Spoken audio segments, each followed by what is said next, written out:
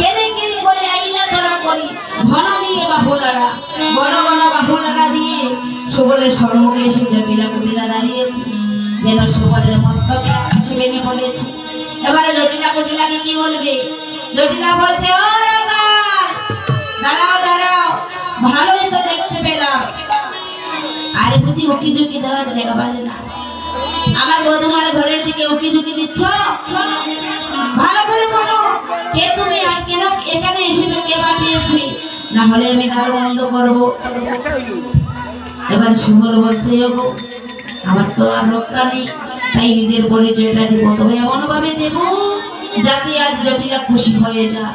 কারণ জটিলাকে কেউ কোনোদিন মা বলে ডাকে নাই, আজ আমি তাকে মা বলবো।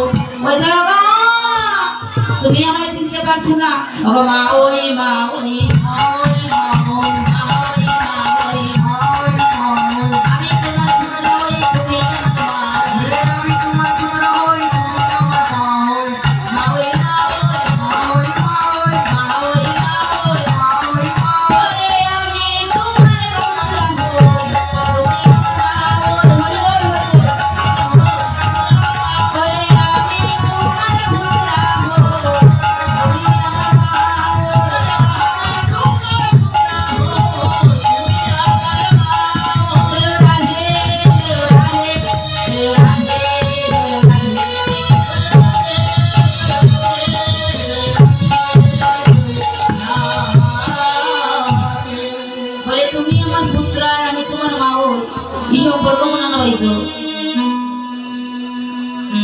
সম্পর্ক কোথায় পেয়েছো বলো?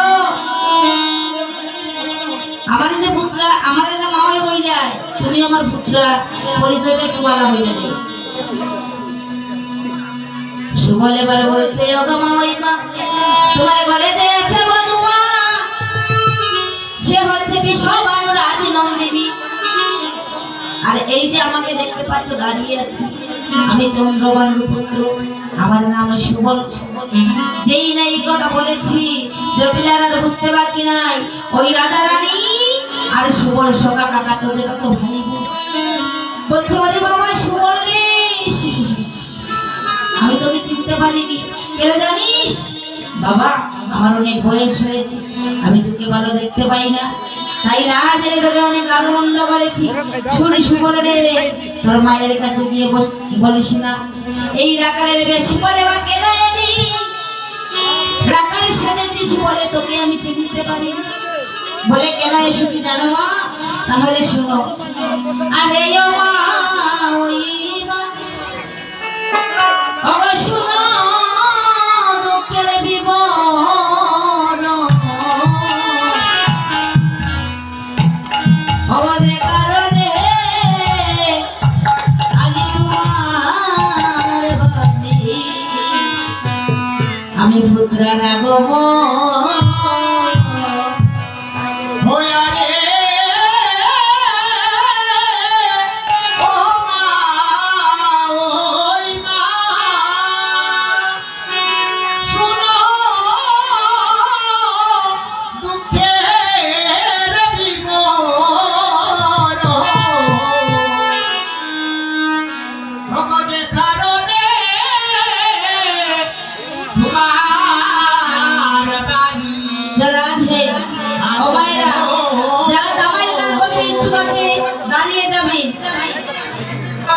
এই অঙ্গটা কি আমরা গোবিন্দের সেবায় লাগাবো।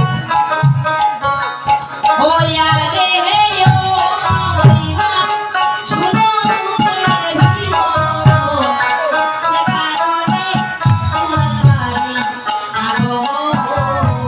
ও ইয়ারে ও মরিনা শুনো মুখে ভাবিও সে কারণে তোমার বাড়ি আগো।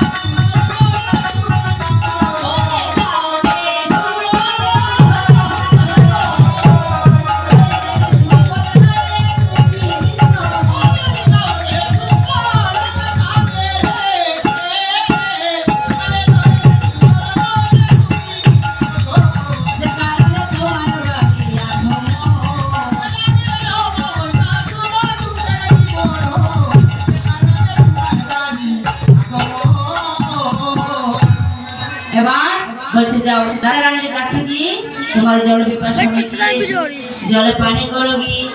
এবার যাচ্ছে রাধা রানীর কাছে। রাধা রানী কি সুবলকে দেখে নয়ন জলে ছেড়ে দিয়ে বলছি, আইসরে সুবল পরাণের ভাই একই অপরূপ দেখা।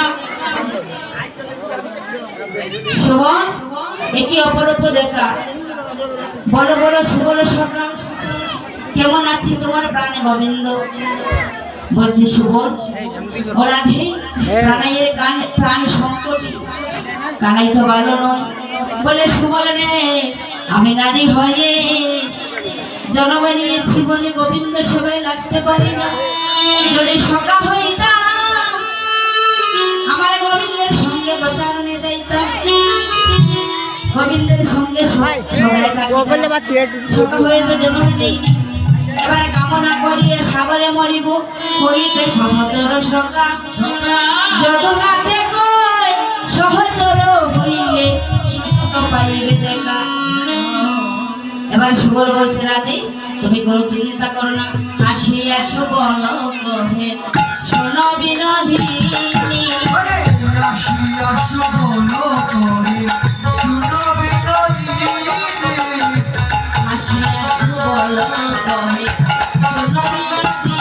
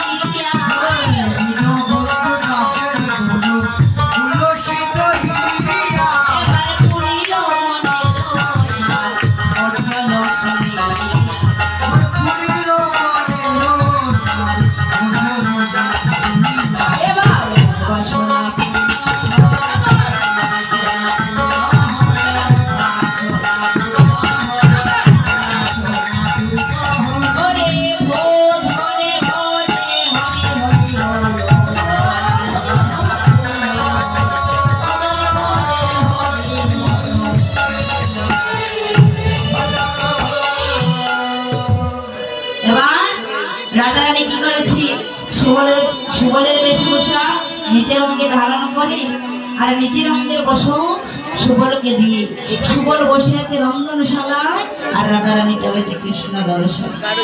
যেই না দরজার কাছে এসেছে মা জটিলা কুটিলা ভাবছে সুবলে চলে যাচ্ছে, বলছে দাঁড়াও সুবল, চলে যে যাচ্ছ বলে যাচ্ছ না। রাধারানীকে চিনতে পারে, রাধারানী মনে মনে ভাবছে আমার শাশুড়ি ননদী আমায় চিনতে পারলো না, তাই ওদেরকে পরিচয় দেওয়া চলবে না। সুবলের মতো করে বলছে ও মামিমা, তারা হুড়া করে বেরিয়ে যাচ্ছিল তাই বলতে পারছি আমার সখাদেরকে মনে মধ্যে রেখে এসেছি, জানি না গিয়ে পাবো কিনা। বলে আমি তোমায় আশীর্বাদ করছি, বনের মধ্যে গেলেই সখাগণের সঙ্গে দেখা হয়ে যাবে। আজ পদকর্তা বলছে রাধারানীর কপালে বুঝি সুবলের লেখা ছিল গোবিন্দ দর্শনে যাবি। আজ শাশুড়ি আশীর্বাদ করছে। রাধারানী ঘর থেকে বাহির হয়ে কৃষ্ণ নাম বদনে নিয়ে ওই গহনে কাননে যেখানে গোবিন্দ বসে আছে রাধা কুণ্ড থেকে ওখানে গিয়ে দেখতে পালো কানাই আমার ধুলায় দূষরিত হয়ে মাথারে ছোড়া ভূমিতে লুটাচ্ছে। যেই না দেখলো রাধারানী মনে মনে ভাবলো আমার কানাইয়ের কেমন অবস্থা। সন্মুখে গিয়ে দাঁড়িয়েছে কৃষ্ণ ছিল এবার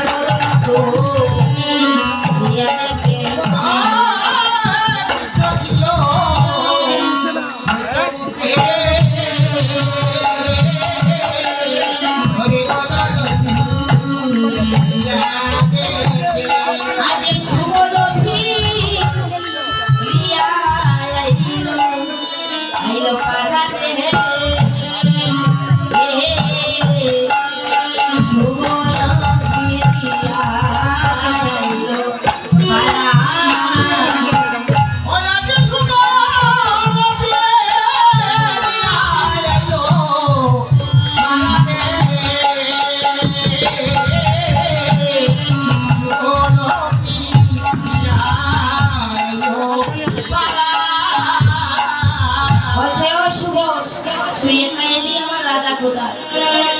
রাধারানী বলছি আমায় আমার গোবিন্দ আর চিনতে পারে নাই, তাই একটু পরীক্ষা করে নেবো কেমন ভালোবাসি। রাই আপন বন্ধু পেয়ে কহে ভঙ্গি করি যাইতে না পারি গো আমি জটিলার ভাবিয়া গেলাম গো আমি চন্ডার ভুবনে, তাহারে কহিলাম আমি সব বিবরণে। আজ্ঞা দিলে আনতে পারি সেও তোর পশি, আজ্ঞা দেও আমি দিব ও বেকার।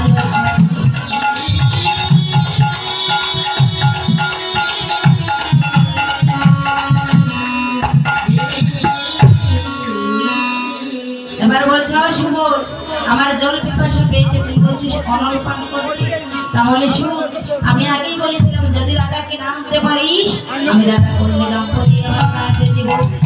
তাই কি করেছে ওই রাই সুবলবেশী রাইকে এই কথা বলি ওই রাধা কুণ্ড থেকে জাম্প দিতে যাচ্ছে। এত বলি রাধা কুণ্ড বলে জাম্প দিল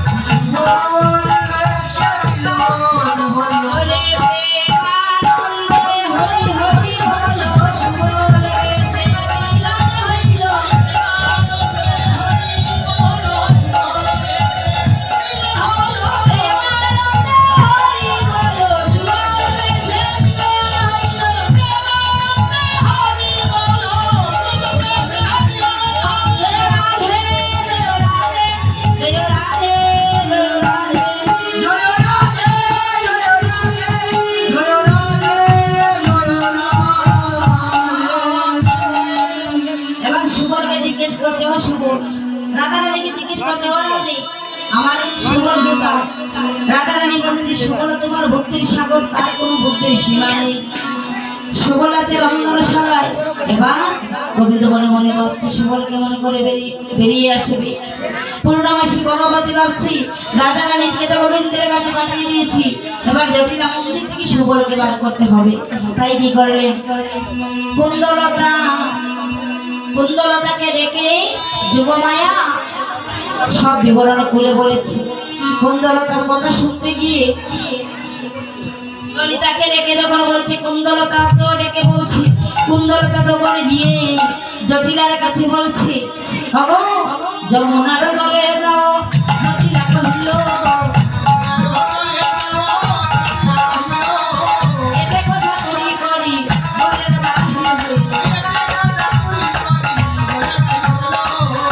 কুন্দলতা এসে বলল জটিলা তোমার বধূমাকে দাও জল নিয়ে আসবো, দেখতে পাচ্ছ না বেলা চলে যাচ্ছে। বলে তাহলে যাও। আজ্ঞা যখন পেল সুবল বেশে রাই বেশে সুবল ঘর থেকে কলস নিয়ে বাহির হলো। যমুনার দলে রব জটিলা কহিল এতে কথা তুমি করি বনের বাহির হইল যুগল যায় যায় রে রাধা বেশে